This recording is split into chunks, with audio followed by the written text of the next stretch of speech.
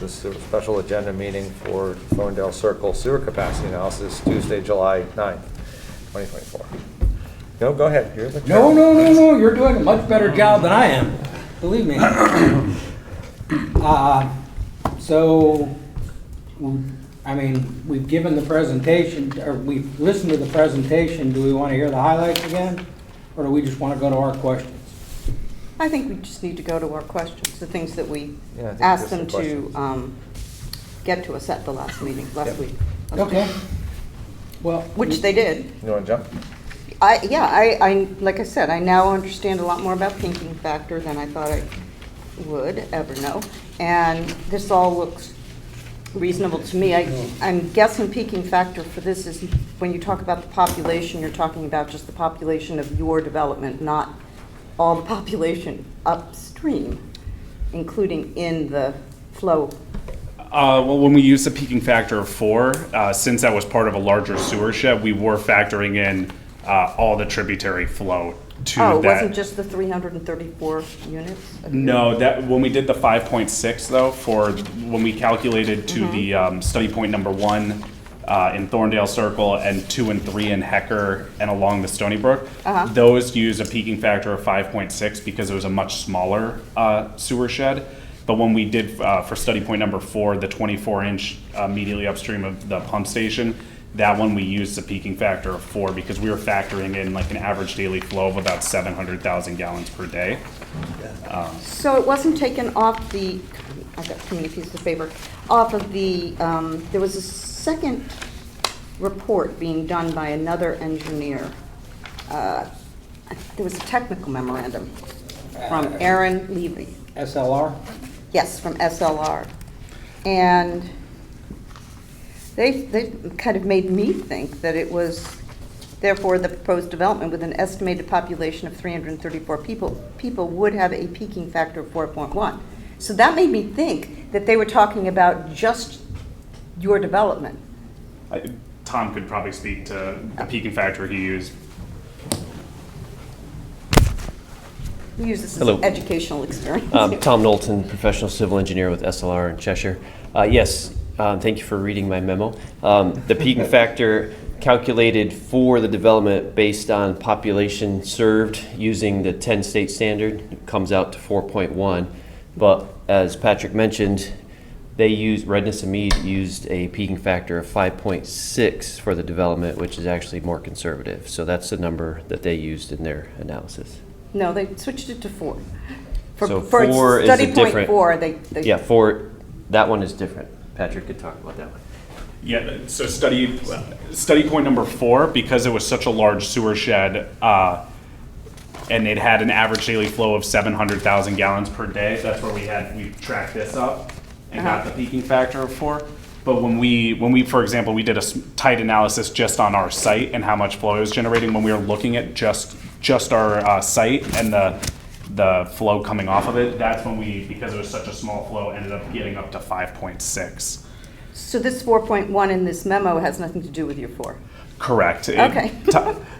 Tom used that was for sizing the pumps, correct? Yeah. It was actually just to illustrate that there are different methods to Right, that's what calculate I peaking thought. factors, and the TR16 is one method, 10 state standards is another method. 10 state standards uses the population served, and then it actually has an empirical formula to calculate the peaking factor. So by using Redness and Mead using the 5.6, like I said, that's more conservative. They're estimating a higher flow into the sewer system. So which shows that if they're using a higher estimated flow and it still shows that there's available capacity downstream, it's like I said, it's being more conservative.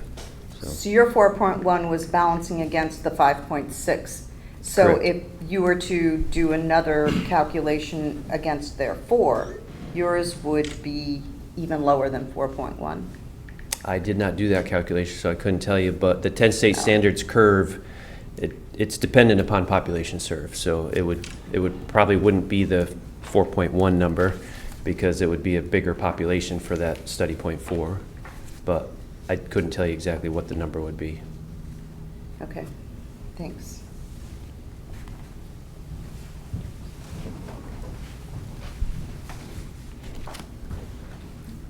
And then I think one of the other questions was from Peter, was turbulent flow and the scouring effect. Let me just address it. I had forgotten, turbulent flow, you gotta have a full pipe. Okay, You have yep. turbulent flow. I had forgotten that. It's been a long time. I had to look it up myself, so it was, but we did have, we have an optimal velocity flowing through the pipe in terms of being self-cleaning, but then also way below the scouring number. All right. So just to recap, it seemed to me almost every sewer in this sub-sewer shed between the highway and the pump station-ish is lined or newer. Most of the sealed manhole covers have been going in shortly. We're gonna get to a point where the I&I is probably from homes more than anything else. And your project proposes everything on site is getting renewed.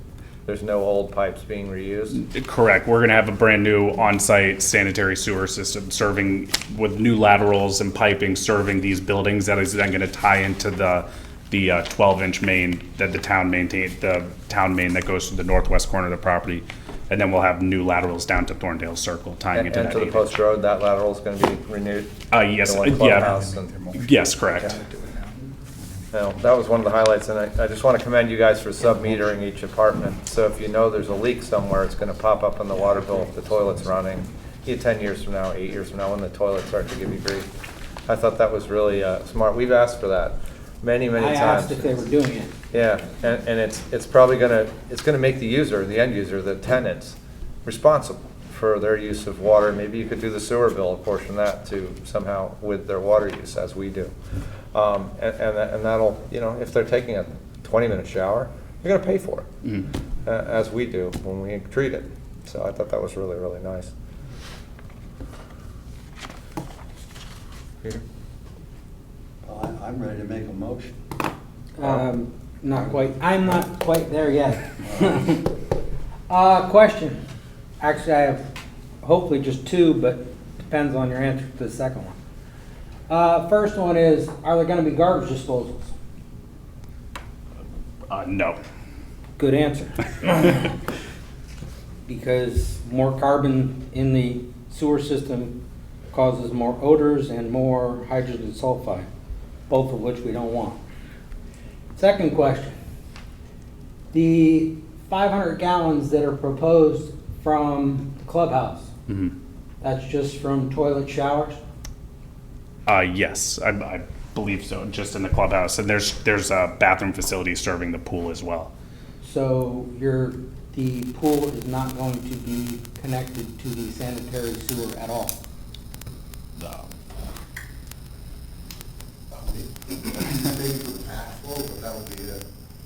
Well, but that requires state permits and permission from the city of Stamford and things that, yes, it requires, I pulled up the paperwork from the state, and it requires permission from the city of Stamford, because that's the public-owned treatment works that the water is going to. So, you got me here. Now I'm kind of thinking it's incomplete, because I'm kind of thinking you need permission before we're hooking up.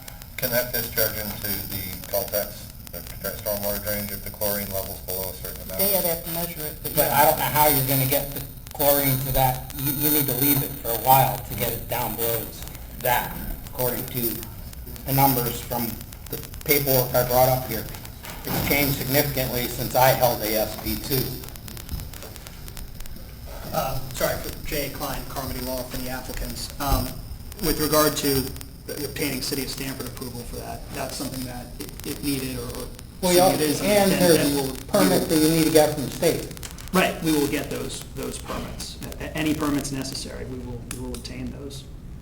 I don't know what City of Stamford's gonna say, to be honest with you. Well, Have you asked EPC if you can dispose of it like a dry well or anything there? I mean, we will make complete, whatever application materials and information the City of Stamford needs, we will provide and we'll meet their standard, just in the same way I think our team of professionals has come here with the materials and the information that you all need to approve the connection to your system. So we will absolutely. Yeah, I know, but 5 minutes of looking and I found, 3 state documents that need to be dealt with.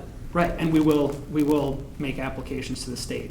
Any state approvals, any other approvals that we need, we will obtain those approvals. Is this the case for all swimming pools? Yes, Yep. that's why I'm, leery on the due Well, then diligence. if it's, we have quite a few swimming pools in Darien, so there must be people that are doing this. Like I said. Dewatering, I mean, whatever they do. There's a document, it's called, I think Darren has. what? General permit for the discharge of swimming pool water? Yep. Yeah. Yeah. That's a general permit. The permit exists. So you Well- don't have to apply for the permit. You just have to follow the requirements within the permit. That wasn't the way I read it. That's how a general permit works. If there's, But that's the second part. The first part is, sorry.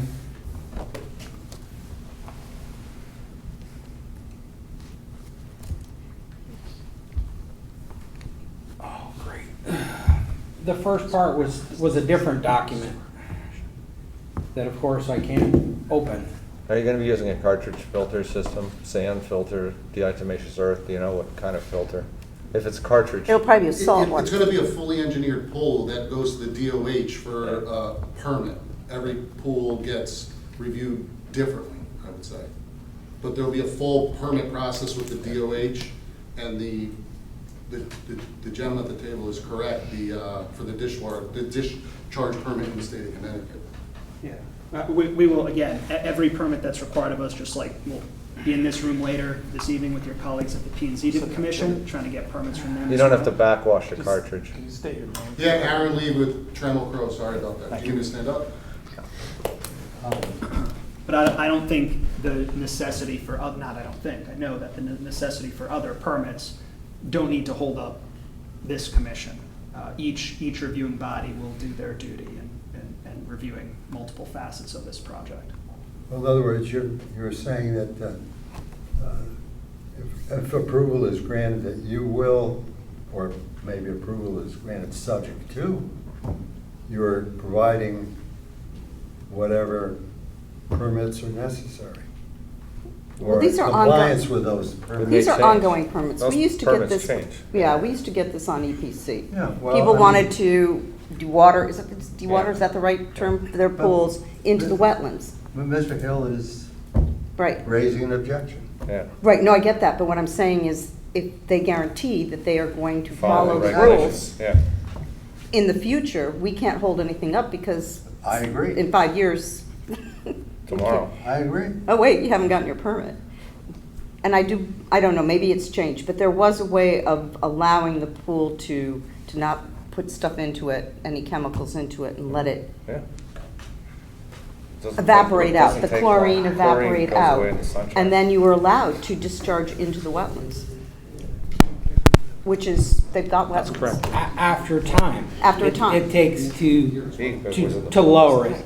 But you also need to maintain a chlorine residual so that the water's clean enough for bathers to go in it. Yeah. So it's a double-edged sword. The time they're talking about letting the chlorine go down would be at the end of the season. End of the season, right. That's not what I'm talking about. I'm talking about general backwashing and lowering the water when there's rain, because I would assume they will have a autofill, which will keep the water probably about halfway up the tile band at the top, so when it rains, it'll go higher. And I doubt they will have an built-in overflow, so that would mean they need to come and manually backwash it, or waste it is the setting on the multi-port. And I would think if they have a horse and a half pump, it'll probably be somewhere just short of 100 gallons a minute, and if they have a 2 horsepower pump, it'll be somewhere in the area of 125 gallons a minute. So I mean, we're not talking, we're talking reasonable flows. But like I said, we're just a conduit to Stanford. So they need to get permission from Stanford to send the water there. But they're agreeing to get that permission.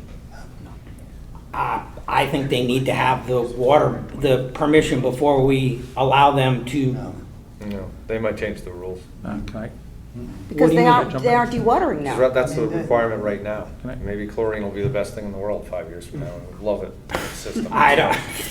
Yes. That doesn't make any sense to me, just because you could change the rules. We can't make a condition on this rule because that rule. I'm not making a condition. I'm saying their application's incomplete.